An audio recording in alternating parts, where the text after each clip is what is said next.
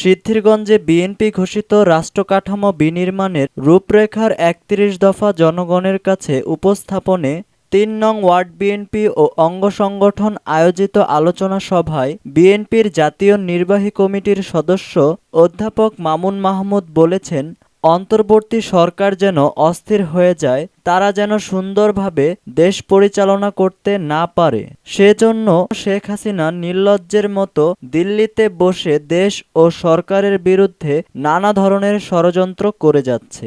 এ সরকারকে ব্যর্থ করতে সচিবালয়ে দেওয়া আগুনের পেছনেও শেখ হাসিনার হাত থাকতে পারে।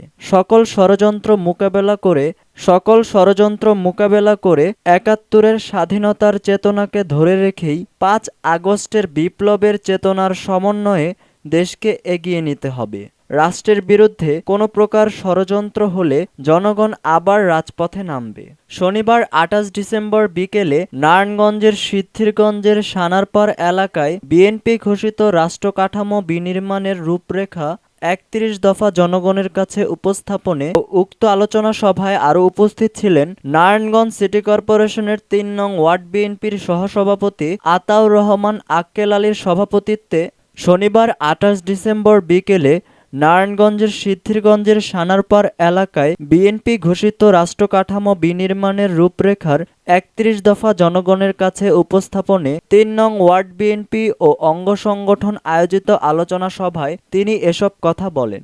নারায়ণগঞ্জ সিটি কর্পোরেশনের ৩ নং ওয়ার্ড বিএনপির সহসভাপতি ও সাধারণ সম্পাদক কাজী মারুফের সঞ্চালনায় এ আলোচনা সভা প্রধান আলোচক ছিলেন সিদ্ধিরগঞ্জ থানা বিএনপির সাবেক সিনিয়র যুগ্ম আহ্বায়ক রিয়াজুল ইসলাম। বিশেষ আলোচক ৩ নং ওয়ার্ড বিএনপির সভাপতি আফজাল হোসেন, নারায়ণগঞ্জ মহানগর স্বেচ্ছাসেবক দলের সাধারণ সম্পাদক মুমিনুর রহমান বাবু, ঢাকা বিশ্ববিদ্যালয় ছাত্রদলের সহ সাংগঠনিক সম্পাদক শাকের আহমেদ সোহান।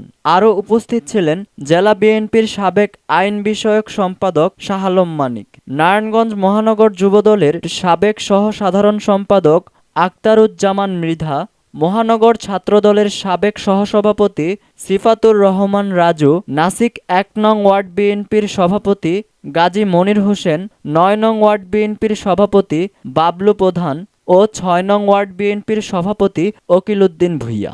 এ সময় উক্ত আলোচনা সভায় বিএনপির জাতীয় নির্বাহী কমিটির সদস্য অধ্যাপক মামুন মাহমুদ বলেন, আমরা এইসব জায়গায় এসে এখন মিটিং করতে পারছি, কিন্তু গত ১৫ বছরে আমরা এরকম খোয়া জায়গায় কোনো মিটিং করতে পারি নাই। যেখানেই আমরা নেমেছি জনগণের দাবি দেওয়া আদায়ের জন্য আমরা একসাথে হয়েছি, সেখানেই হয় ছাত্রলীগ যুবলীগের নেতাকর্মীরা হামলা করেছে আমাদের উপরে, আমাদের মাথা ফাটিয়ে দিয়েছে, আমাদেরকে শারীরিকভাবে লাঞ্ছিত করেছে, না হয় আমাদেরকে ধরে নিয়ে গেছে, না হয় আমাদেরকে পুলিশ ডেকে ধরিয়ে দিয়েছে এবং একের পর এক মামলায় জর্জরিত করেছে।